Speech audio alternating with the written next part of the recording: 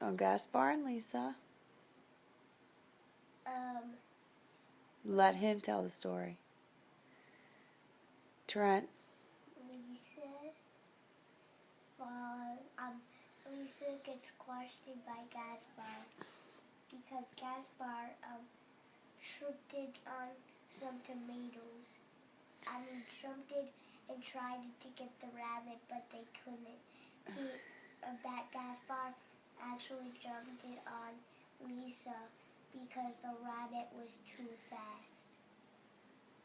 What does that have to do with us buying you medicine, Trent?